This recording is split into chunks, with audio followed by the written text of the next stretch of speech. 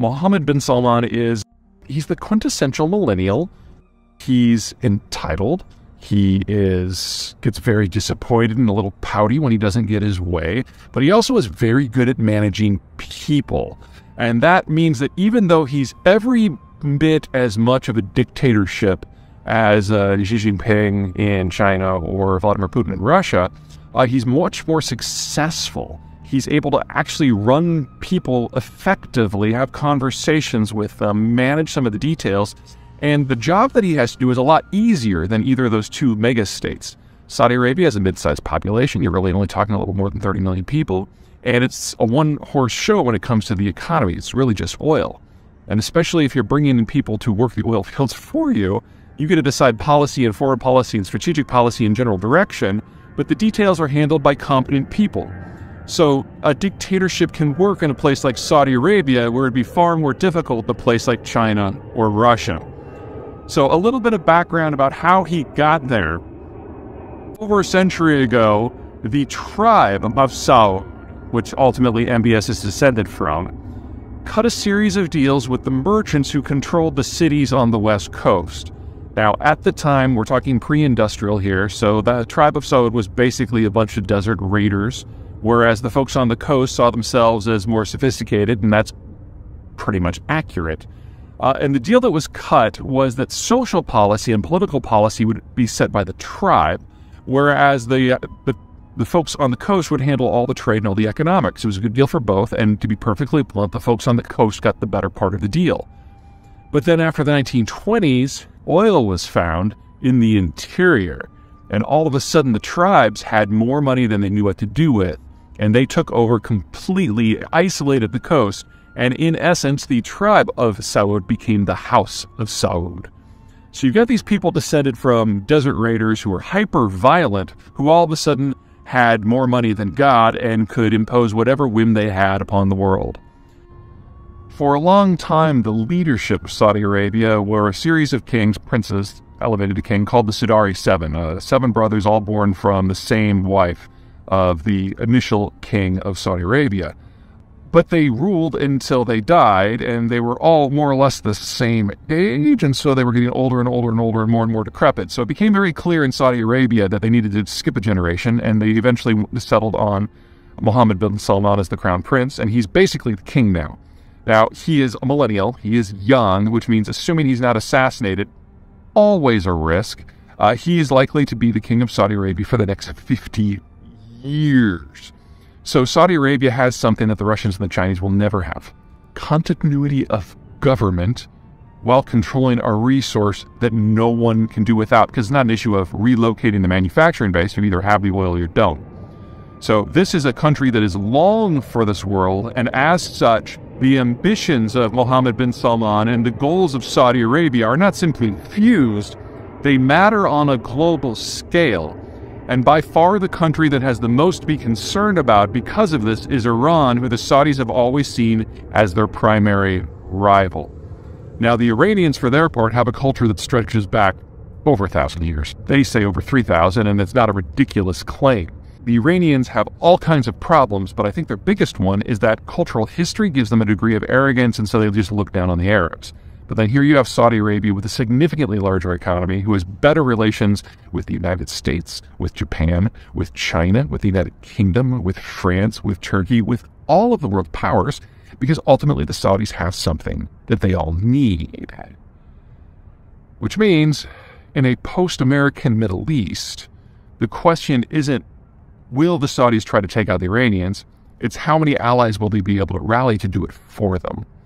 And as we get into a bigger and bigger energy crisis globally, MBS's goal of completely destroying the Iranian state all of a sudden looks a lot more feasible. It is easy for the Iranians to close the Strait of Hormuz and restrict energy flows to the rest of the world. But it would be a snap for the Saudis to do it.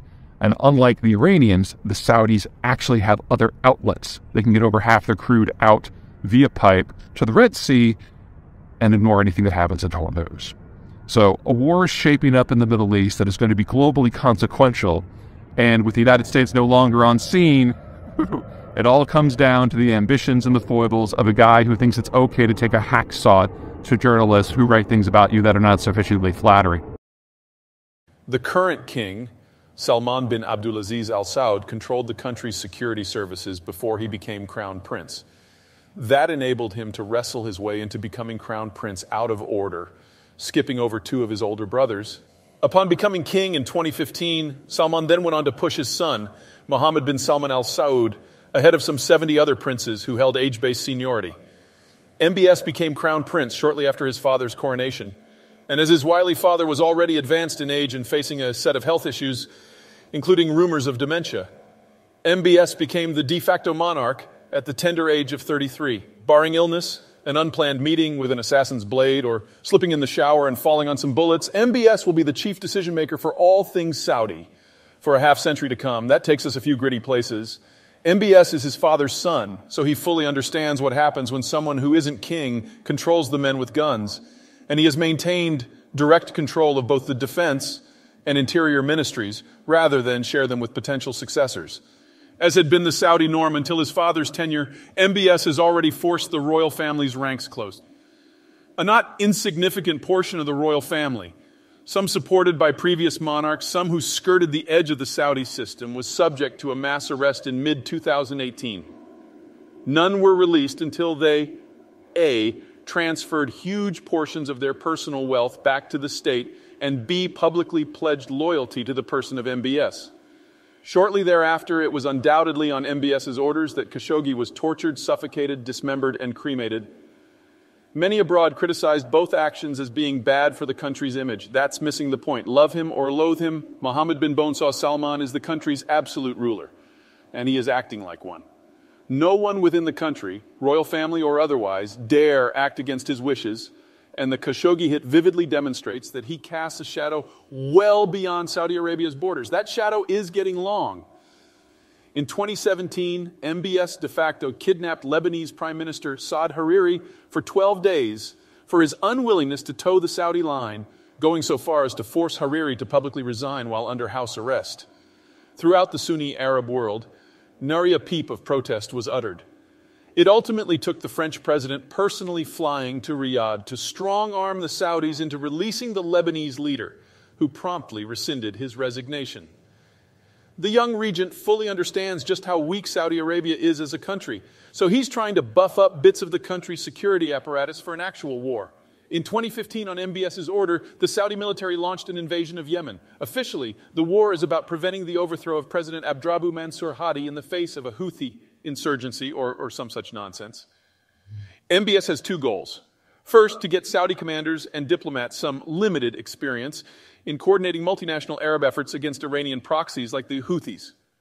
Second, to get the Saudi Air Force as much target practice as possible. The two most likely war scenarios the country faces are either a slow Iranian infantry thrust across Saudi Arabia's northeastern desert or a naval invasion via the Persian Gulf ports.